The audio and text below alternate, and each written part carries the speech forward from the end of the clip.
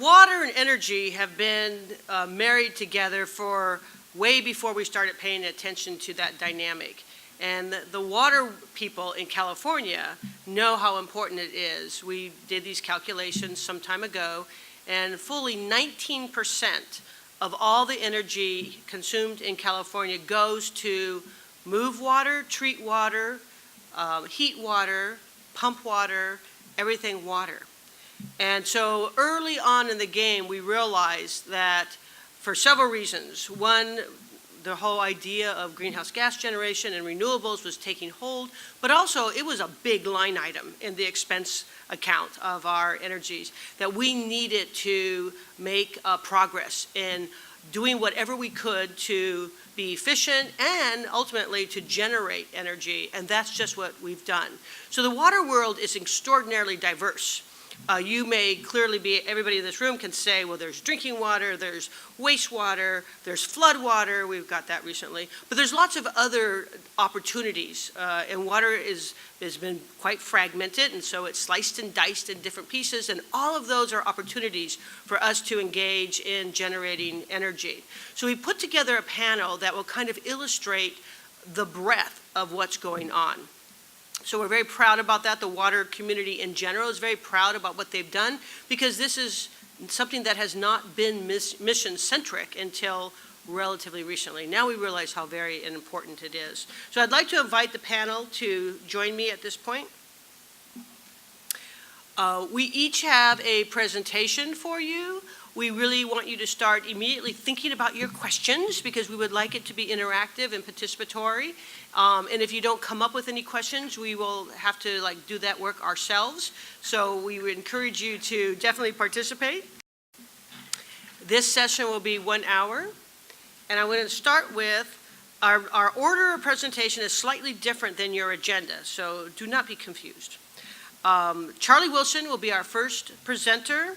Charlie is well known throughout the water world, and I don't know how often he's actually introduced, although he speaks once or twice every single day, I swear, based on my own personal observation, because he is so very well known to the water world. He is a recognized leader, consensus builder, and strategic communication specialist. You can see why he's such a popular speaker. He is chair of ACWA, what we call ACWA, the Association of California Water Agencies Energy Committee. So this is something he's thought a lot about, both in his professional career and his elected career, and also in his volunteer career.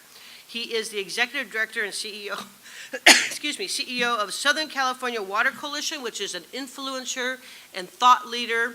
Its title is Southern California, but its influence is clearly all of California and probably the West. He is an elected board member and has been for many, many years at the Santa Margarita Water District, a particularly, I would say personally, progressive South Orange County Water District, which paves the way for many to follow. He comes from a career from Southern California Edison, and he has a long history, but I think the most important thing about Charlie is he's all water. And that started early in life when he was a swimmer and a water polo player. And that's how we get him young. So at this point, I'll turn it over to Charlie.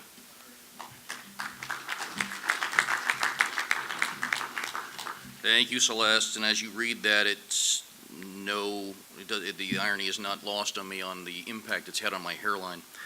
That I wear a lot of hats, there's a lot of taking things on and off. But I want to thank you all for the opportunity to be with you today. Dr. Loveridge, this is like old home week.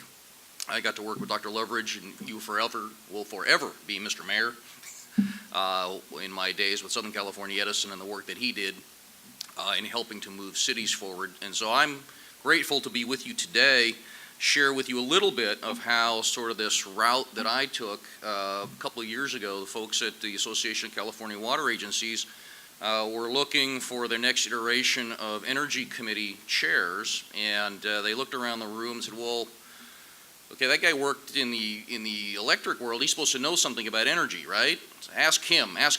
And then by the third time somebody asked me, I thought, okay, this is one of those things where I'm being voluntold. And this was a place that I thought that I might have some contribution to make. And so I accepted that role a little over a year ago. And what I wanted to share with you today was just sort of that 30,000 foot level of why does water and water districts care? Why do we care about energy, and then how are we looking as a platform or a policy at the water level, at the state level for water districts on how to engage in this particular issue? And I have to begin by simply sharing with you, as Celeste opened, energy is a big ticket item for most water agencies in terms of their cost. You've got the cost of water, the cost of employees, and the third in all of virtually every district is the cost of energy. And so how they manage that is important. But more importantly than that, as I brought to the table, let's recognize in California, and I worked for a gentleman, and Mr. Willman knows the gentleman who used this phrase, for better or for worse, it happens in California first. And for better or for worse, California, as a matter of state policy, has taken on the issue of reducing greenhouse gases ahead of the rest of the nation and in leadership around the world. And so it became apparent that in the equation of the water energy nexus and looking at districts and the costs and how they might engage on the issue of energy, the state of California was going to make sure all of us, regardless of the institution you represent, regardless of the industry you are a part of, we will all play a role, and all are required to play a role in how the state will meet its very aggressive, very aspirational goals on reducing greenhouse gases. And so the question then for water agencies was, how are we going to do that? Well, you do it two ways.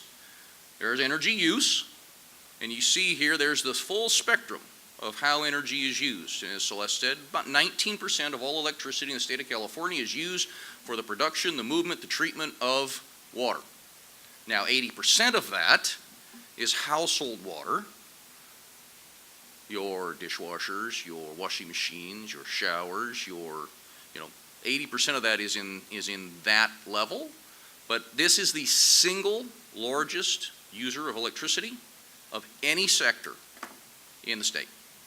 A big deal. 30% of the natural gas is used in that same water treatment scenario. So clearly, as an energy use component, it is a very significant element, and for the longest time, water districts looked at themselves simply as captive customers of their incumbent investor-owned utility. And every year for 10 years, coming to the Energy Committee at the AQUA, the agenda was very clear. Those rat bastards at the IOUs are dinging us again on rates. They're dinging us again on interconnections. I mean, it was just this laundry list. And how do we then intervene at the Public Utility Commission to get what we need as a customer segment? Because we're a captive, trapped customer. And there couldn't be anything further from the truth, because water agencies are also great candidates to be producers. Historically, it's always been around hydroelectric power. I mean, that is the nexus. It's not exactly a new technology. But because of where agencies are located, depending upon their resource potential, we have the opportunity for inline hydro, natural hydro, clearly solar, as we see here in the Inland Empire, battery storage, using fossil fuels, biogas. Virtually any form of generation that is in the market today is available to a water agency should they choose to use it. The question then is, how do you integrate it? How do you make that a part of your total portfolio? Because the rules are arcane. The rules are developing, but how you navigate through that becomes very important.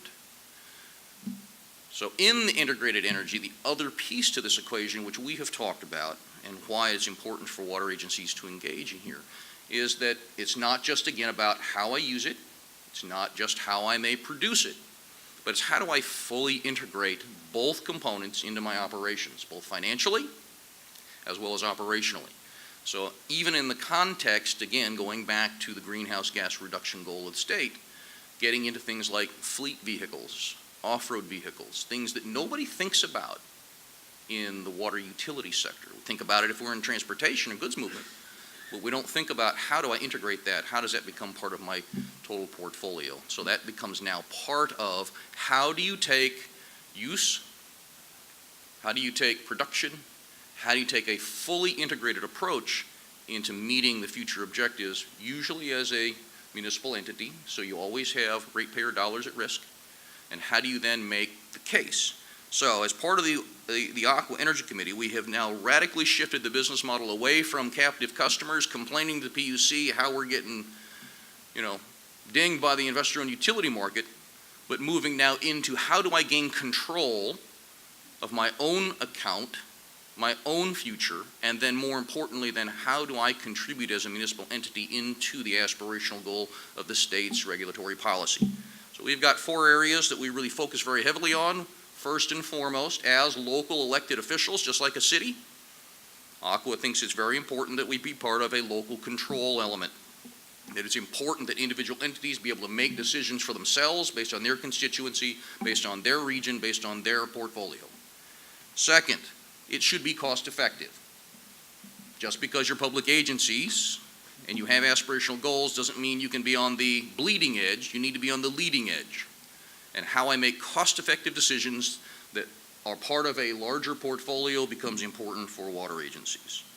The diversity of the portfolio, which I touched on before, and I can't say this enough and it's not so much in Southern California, but I can tell you very clearly in Northern California, where there is an abundance of traditional hydro, there is a real deep-seated desire in how I get hydro, particularly larger hydro, included and recognized within the state as being part of that renewable portfolio. Today it is not.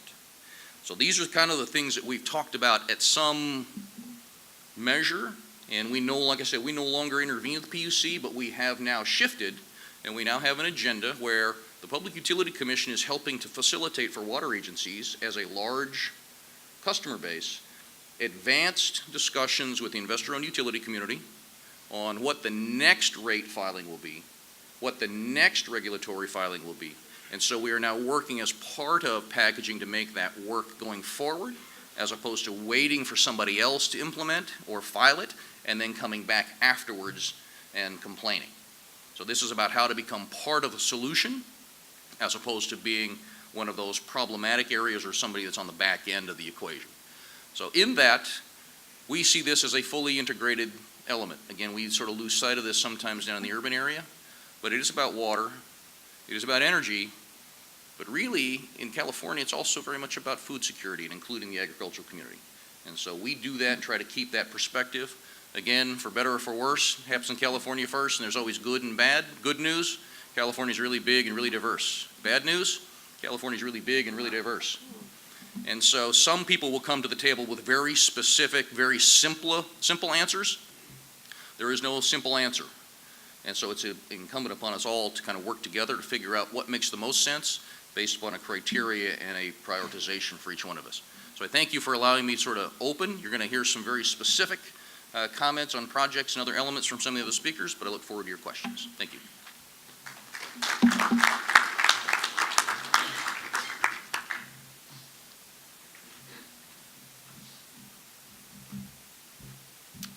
Thank you, Charlie. So just as Charlie said, we're now going to drill down into some real water districts and to see what they're actually doing. Mark Buelow is the general manager of the Willow Spring Water Bank. There he brings 40 years of experience in water quality, water desalination, and the Water Energy Nexus. Before that, he was in the Coachella Valley Water District, which is a very large and progressive water district. Before that, he worked for Metropolitan Water District in Los Angeles for Southern California. It's a very large, one of the largest, I think the largest water district in the world. So he has a lot of experience in doing this kind of work. So without further ado, Mark Bueller.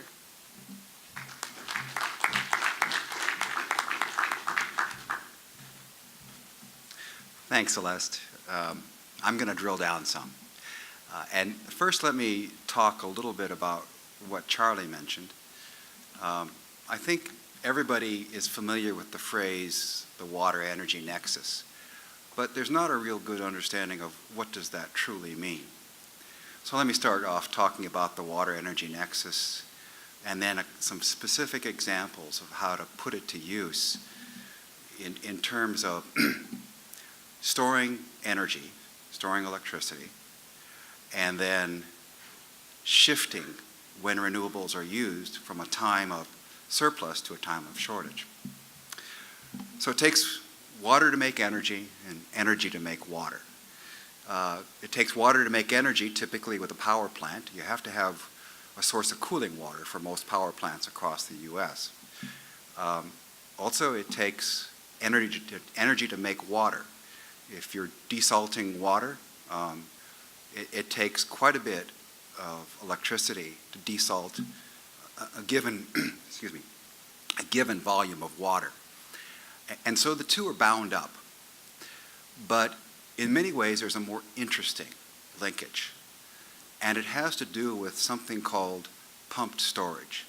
Now, most people are generally familiar with pumped storage. You pump water up the hill in a period of surplus, and then let it run back down the hill through a turbine in a period of shortage. So typically that'll happen, you'll pump it up the hill at night, and then you let it run back down through the turbine in the peak hours of the day. Standard pump storage. What is that really? What it really is we're converting the energy to potential energy when we pump it up to the top of the hill, and we're converting it back into kinetic energy, electricity, when it runs back down the hill again. So it really is a version of pumped storage that's energy storage, using a different name. And that's a key concept to the two projects that we've gotten funded by the California Energy Commission. One of the projects involves energy storage systems using groundwater. The base question there is, groundwater basins are huge, they're spread across California, you don't need a mountain to put the upper reservoir. The lower reservoir is in fact the water table. Does it work? We finished the study. The answer is yes and no. And if we have time, I'll go into the details of that. But the gist of it is this. It works above the ground. It pays for itself. And it's absolutely a way to shift when energy is used. It doesn't work in the ground because the aquifer resists us. There's energy losses due to the aquifer that make it an uneconomic way to store energy. It doesn't make a good battery. So yes and no, that answer. A second question that we ask is, what if we took the largest single load of electricity in the state, the California aqueduct, and we shift it when that load occurs? And shifting occurs by primarily the Edmonston pumping plant, largest pumping plant in the world, 14 units, each of which could power a small city. And we asked the question, why don't we shut it down during the peak hours of the summer when the load on the grid is at its height, and instead deliver that water in the spring or the winter when there is a glut of renewables, and we could soak up some of those renewables during those periods. So that was the study the Energy Commission funded for us. The answer to the question is absolutely yes, you can do that. And the study, it's in review right now, it'll be published relatively soon. But the gist of it is there are some very, very innovative ways to use the water energy nexus. And in general, they involve a variation on pump storage, and it could take the form of generating electricity, that's where you have a turbine, but it also oftentimes takes the form of demand response, shutting down the pumps at a key time, and then pumping some other time of the day. The gist of it is this: water systems can do two things that are quite unique and, in my view, underutilized so far, and a potential way to increase renewables penetration. One of the things they can do is they can shift load on a daily basis. In other words, take a large groundwater basin. If you put some storage on the surface and somewhat extra well capacity, you can shut those units down 5 hours a day during the evening ramp up. And that's exactly what we propose to do with this water energy bank concept. So it is storage of energy on a daily basis. We can shut them down for 5 hours, a little more than the duration of most electrical batteries. And it works. It's straightforward. There's no new technology needed. Everything we need is already there. It's a matter of lining up the institutional issues. The second piece is less intuitive, but in my view, maybe more interesting. And that is, can we shift electric load on a seasonal basis? And it would be the equivalent of a battery with a discharge duration on the order of months, not hours. And the answer to that question is yes, absolutely we can. And again, it takes the same thing, some water storage, which is cheap and plentiful, especially if we use the groundwater basin as the source of that storage. So the point of our water energy bank concept is, can we seasonally shift when water is delivered to Southern California, single biggest load of the state, and reduce the electrical use, the electrical load in the summertime, and shift it to the spring and winter when there's too much solar? The answer is yes, you can do that. There are institutional issues, but technically, everything we need is in place, and most of the facilities needed to do that exist. We're using existing infrastructure, the California Aqueduct, the Edmonston pumping plant. So I'll wrap it up with that and just say that in many ways, it's only limited by our creativity on how we use these water systems in conjunction with the electric grid.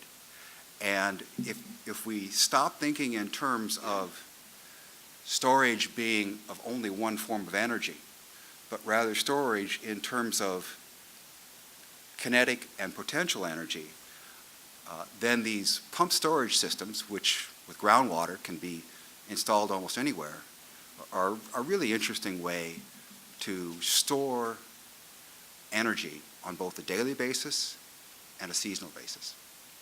Thank you.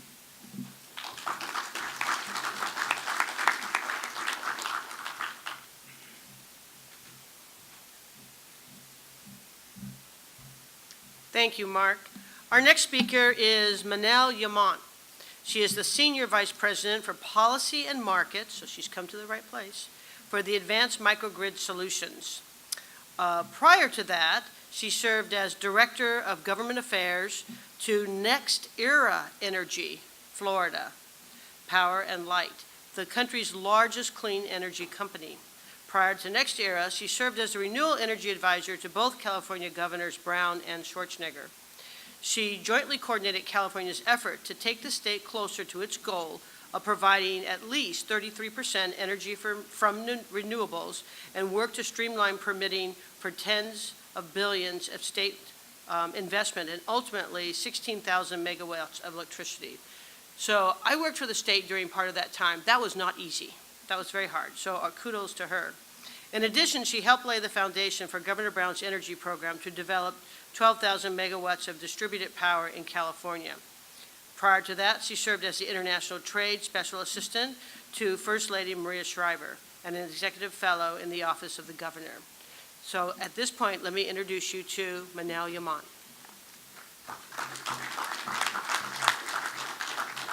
Good morning, everybody. It's really a pleasure to be here.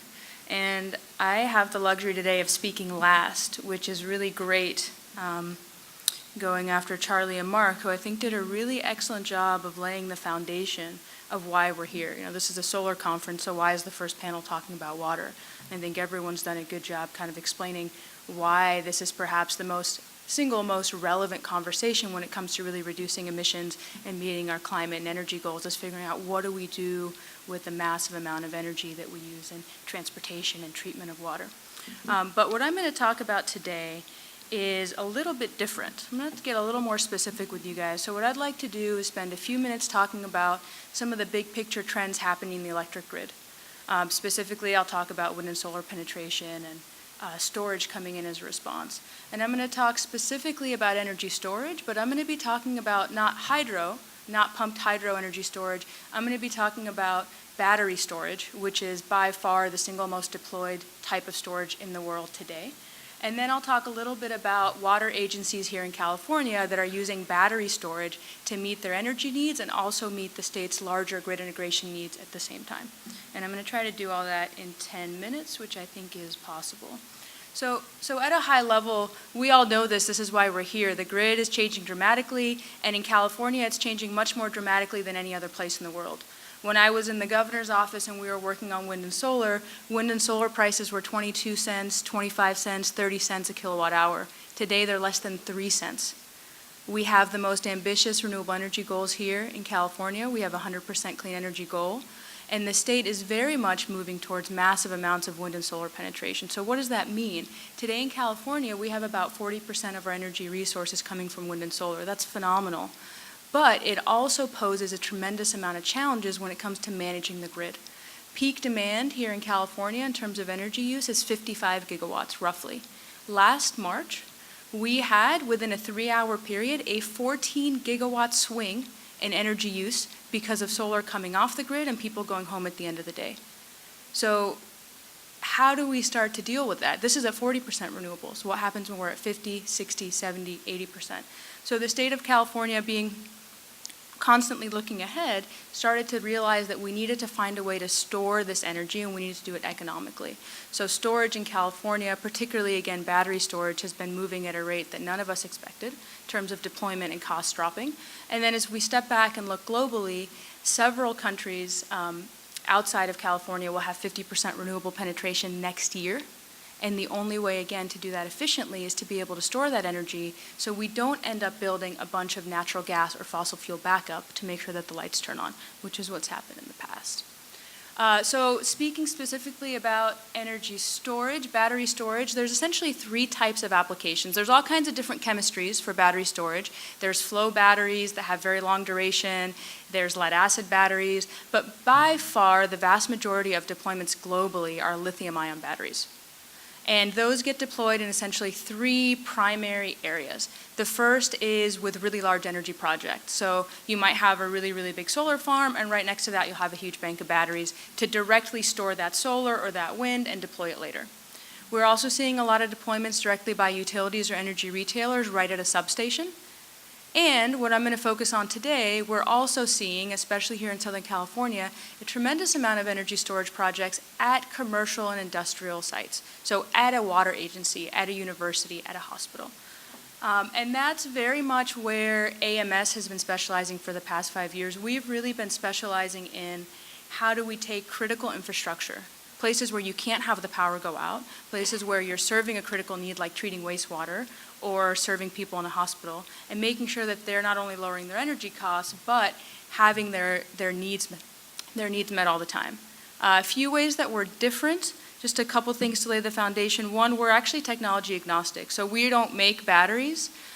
We go out into the market every quarter. We survey who has the most efficient, the least expensive batteries, and we have many partnerships with a lot of different vendors. Our biggest partnership happens to be with Tesla. We're their largest customer on the stationary storage side. Think really big refrigerator-sized batteries like you see in the middle pictures. But the truth is, we're very nimble, and as we work with more and more companies and more water agencies specifically, we find ourselves dabbling in technologies that have nothing to do with batteries, but nonetheless are being integrated as we figure out how to store power. And the other thing I want to focus on, and this really gets to what Charlie was saying. Charlie was making the point that historically water agencies and many large commercial industrial users have really been trapped, I think Charlie, you said captive trapped customers. And that's very much been the case for decades and decades. But what we're starting to see now is that these large energy users who historically were just stuck at the whim and the mercy of the power utility are now able, with the use of solar, with the use of storage, with the use of really smart artificially intelligent software, able to be full participants in energy markets. And that's really something that we as a company have been specializing in, and something that I see as the next great frontier in energy is how do you optimize a complex asset like a battery? How do you manage a complex plant like a water treatment plant? And how do you do that all day, every day in real time to meet the needs of a really nimble, flexible, constantly moving grid, which isn't something we had 10 years ago. So again, we focus a lot on critical infrastructure, and today I want to give a few examples of water agencies that we've worked with. Just to set some context, we currently have about 75 megawatt hours deployed or under construction in various water agencies within essentially 100 miles of here. Some of those that we worked with that I'll talk about will be Irvine Ranch Water District, where we've built the world's largest energy storage facility for a water treatment plant anywhere in the world. I'll also talk a little bit Long Beach Water Department and then Inland Empire Utilities Agency. Irvine Ranch Water District is relatively close by. What's interesting about this project, in addition to being the world's largest energy storage project, is we've basically taken energy storage batteries and put them at several facilities, 11 facilities across Irvine Ranch Water District's fleet. What we do is kind of similar to what Mark was talking about in terms of shifting load. When power is less expensive, we're charging up those batteries either from the grid or from on-site renewables. When power is more expensive, we're taking say the water treatment plant, and we're shifting it from the grid to the battery. So as opposed to traditional demand response or shifting operations where the water agency might need to shut down what they're doing during certain times, they don't actually have to do that. They can operate as normal, but they're taking pressure off the grid by shifting from the electric grid to the battery. So it looks to the utility like traditional demand response, but for someone who's trying to manage 11 or a dozen water treatment facilities, they can treat water in whatever way makes the most sense for them without putting strain on the grid. Now, what's particularly interesting about this project at Irvine Ranch Water District is their facilities happen to be located in one of the most load-constrained areas of the electric grid in California. Several years ago, we had a large power plant go offline in LA, left a huge capacity gap in the LA basin. Edison went out and said to the industry, hey, we need to fill this gap. How do we do it? And they ended up signing some contracts that had never been done before. They basically signed contracts for virtual power plants. So what we do with these 11 facilities from Irvine Ranch Water District is we combine them with 100 other facilities. They are networked via software. Then imagine on a hot summer day when everyone has their AC cranked up, typically the utility would call a fossil fuel plant and turn it on to meet that excess demand. What they're able to do now, and what they've done with us almost every day for the last 90 days, about 1,000 megawatt hours dispatched into the CAISO since December, is they call us, will actually send us a remote signal, 20 minutes notice, and within 20 minutes we take, in the case of Edison, 50 megawatts, 200 megawatt hours off of the electric grid and onto the batteries for up to a 4-hour period. So essentially what the utility is seeing still looks like demand response. They just see load disappear. But unlike traditional demand response, it's firm, it's reliable, and it could be dispatched daily. So what we have here with Irvine Ranch Water District and also with Long Beach are projects that serve the water agency, right? They get a lower energy bill, they save literally hundreds and thousands of dollars a year, they don't pay anything for the battery, all that works out great for them. They save a tremendous amount of money, but more interestingly from a policy perspective is when you take all of these buildings together and you aggregate them at scale, all of a sudden you take a water agency that historically has been this captive customer and they become a very, very active market participant. And not only is this lucrative for them, which is their incentive to do it, but it's also good policy and very good for the state. So both Long Beach and Irvine Ranch Water District not only have systems in place for themselves, but they also serve as part of larger virtual power plants serving Southern California Edison. I want to talk briefly, and then I'll end and be happy to take some questions with talking about Inland Empire Utilities Agency, which is a water agency that has several battery storage systems installed. They also have solar, they also have fuel digesters, they also have wind. So we have used our batteries and our AI software to basically take all of their on-site resources that have always existed there, integrate them with the battery, and constantly have the battery there to not only manage their energy bill and their demand charges, but to step in when something else trips off. To step in when when cloud comes over the solar, to step in when there's no fuel for the digester, for example. And this project actually is an example of a standalone project. It's not part of a virtual power plant. This is a utility, a water utility that is very progressive. IAUA has their own goals for peak demand reduction, their own clean energy goals. Even before batteries came on board, they had put in solar, wind, fuel gas. They're way ahead of the curve. And now they've been able to take batteries and do an integration locally that's kind of a microcosm of the sort of integration that's happening at the grid level. I will end by saying one of the exciting things we're doing with IUA is we have worked with them specifically to figure out a whole new financing model for solar paired with storage, which we're really excited about. It used to be that if you bought a solar system, you're financing it off the traditional PPA model. You get a fixed price for 25 years. Working with IUA and some innovative investment partners, we figured out a way to finance the solar just like we finance the battery, which is off anticipated bill savings.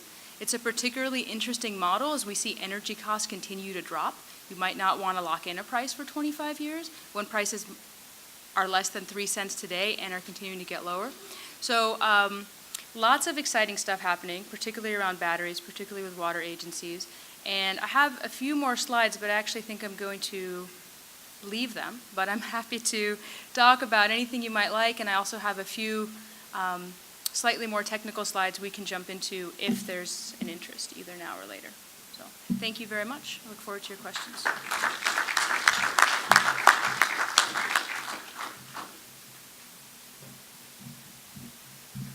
Thank you, Manal. Before we jump into our questions, I just want to add a footnote for wastewater sewer treatment plants, which we now have renamed to resource recovery plants. We've been talking a lot about fresh water and storage of the kind of water you drink, but as you know, everything that comes in goes out, and at the end of that process is the wastewater sewer treatment plant or the resource recovery plant. We're seeing evidence all over the world where you see wastewater treatment plants of scale, and including one of the leaders right here in our own watershed, and that is the Orange County Sanitation District. Part of a byproduct of the wastewater treatment process is a sludge. You probably are familiar with sludge. You can imagine what it is. As it decomposes, it creates methane gas. In the early days, we were very worried about this because that's a greenhouse gas, and that's a negative, and that's a bummer, and we didn't know, what we're going to do, and it was horrible. But what we've done is take that negative into a positive, and that methane gas now is used to fuel the plant, the wastewater sewer treatment plant, to fuel their vehicles, and in many cases, there's enough left over to actually save and create batteries and be able to sell it to other people. So this is, again, a negative that's been turned into a positive. So now we can open ourselves for questions. Now, can you see the panel from where they are standing? Is this going to work physically? Maybe you should scoot on either side of this very large podium. So, okay. Questions, please. Yes, sir.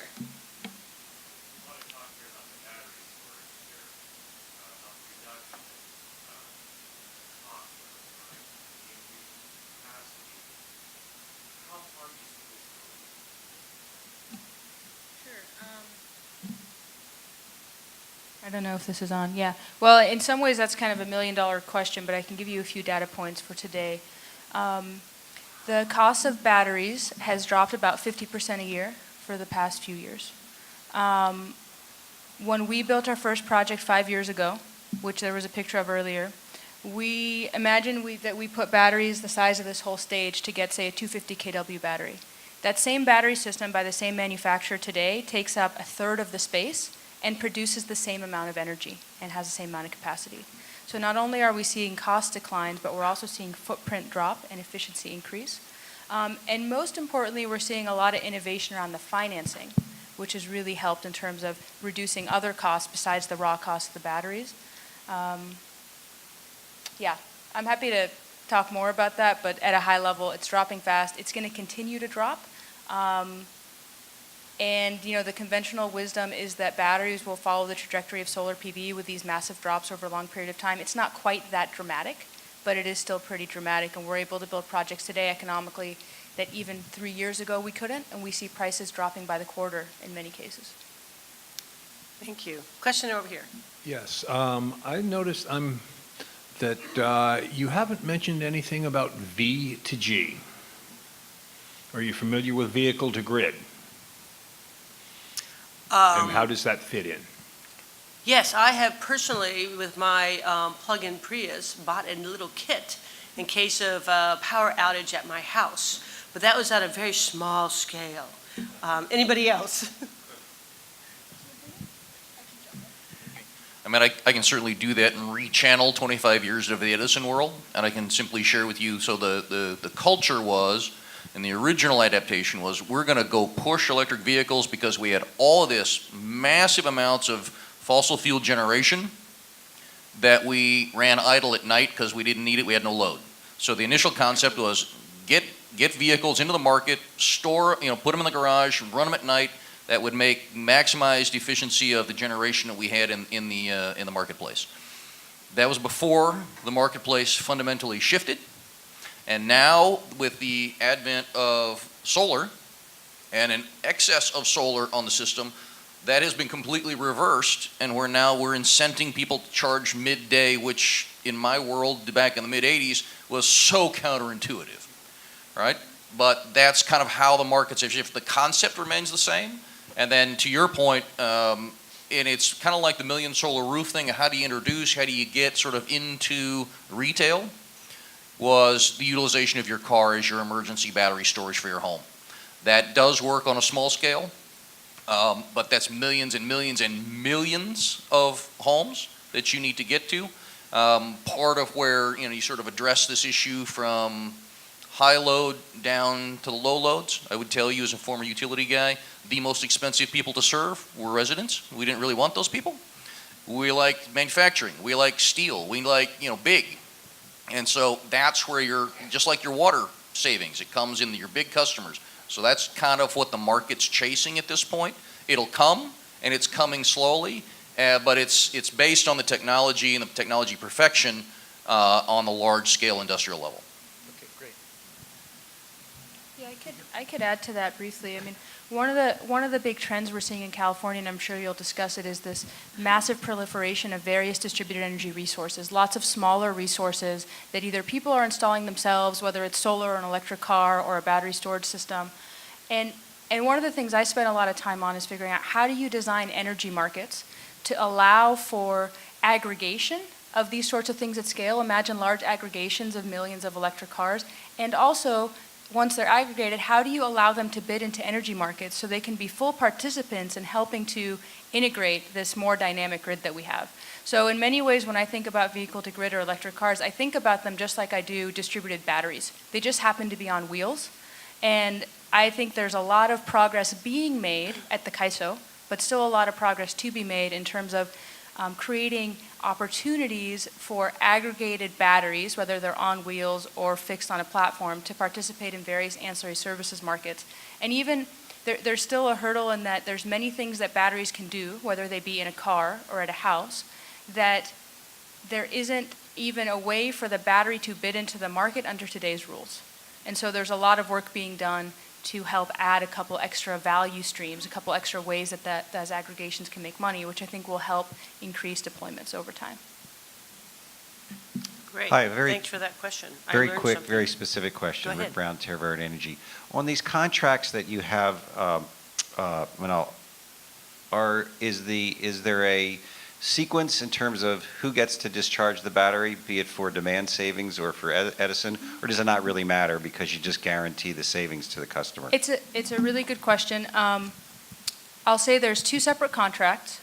We sign power purchase agreements with the utilities. We also sign a service contract with the customer, and there is a guaranteed savings element. That says the real magic is in the software. So we've taken AI and embedded it into our software. So the software is constantly predicting what's going to happen in the future in increments of several seconds. So we have a pretty good sense of when the battery is going to be used for the customer and when we're going to get dispatched by the utility. And the software is automatically making the most economically advantageous decision in real time all the time. I understand we have another question, but I've lost track of the mic. There you go. Good morning. Jose Echeverry from York University. Great panel. This gives a lot of hope to a lot of us. And my question has to do with E-square, experiential learning and e-learning combined. What's the strategy so people in the planet can know what you're doing? Well, that is a very good question. Do we have that strategy as part of, I would look to Manal. It's a good question. It's actually, I think, a really interesting question for the Energy Commission, too, when I think about a lot of the demonstration projects we're seeing out of California, and the policies really have been serving as a model for the rest of the country and the rest of the world. I will say for us, from AMS, we actually have gone very quickly from being a California company to a global company. We are in 10 markets globally today. We're only a 5-year-old company, so moving fast. So I would say the biggest driver for sharing of this learning is frankly the economic incentive that's available for customers to participate in this new grid. Yeah. I don't know, Charlie or Mark? Yeah, I was going to comment and kind of pivot into a question that I was asked a little earlier. The economic incentives are just crucial, and it has to do with the rate structures. And in terms of the rate structures, I would cite 3 things. The differential between on and off peak, because the bigger that is, the more the market is going to pick up the slack and create storage, create better use of energy. The second and third is it has to be simple and consistent. And the reason I say that is because we've had discussions with agricultural companies. Why don't you shut off your wells in the Central Valley in the evening ramp up or whenever the peak occurs, because they've doubled their electrical use with agricultural wells in the Central Valley? The answer is because they're too complicated and they're not consistent. They can't explain it to their workers for a variety of reasons, and if they don't know that the same rates are going to apply in 3 years, they can't spend the money. So rate structures are absolutely crucial, and we don't have any Edison or PG&E people here, right? It's too bad, because we need to think a little bit broader about how we can harness these market forces through the rate structures. So obviously, there's some catching up that needs to be done.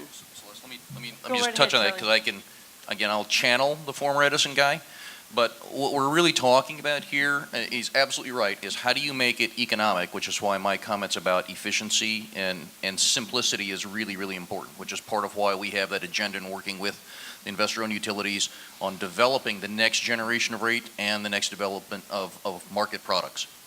But I would also tell you, just culturally, coming out of municipal government, you may watch a city council meeting or your local congressional representative, and there's no shortage of creativity in that market. Please, just trust me. But as an institution, the very nature of who they are is conservative, very conservative, because they're now playing with the public dollars. So my history is, when you ask the question about what we need to do going forward, it's about cultural shift. And usually the formula, it was sort of a running joke, but the formula is there'll be about 5 kind of innovative agencies that'll sort of go out front. They'll test this. I mean, I have heard really big, complex water agencies say, yeah, I think I'm going to sit on the sidelines for a while. I'm going to watch what Irvine does. I'm going to watch the experience Inland Empire has before I make that move. But once they demonstrate the success, they will line up at that door and they will rush to gain a piece of that market. So it's kind of that 2-pronged approach. You can't, you have to do education everywhere all the time, and eventually, when you have enough experience, it'll break through, and that's when you'll see people really start to adapt.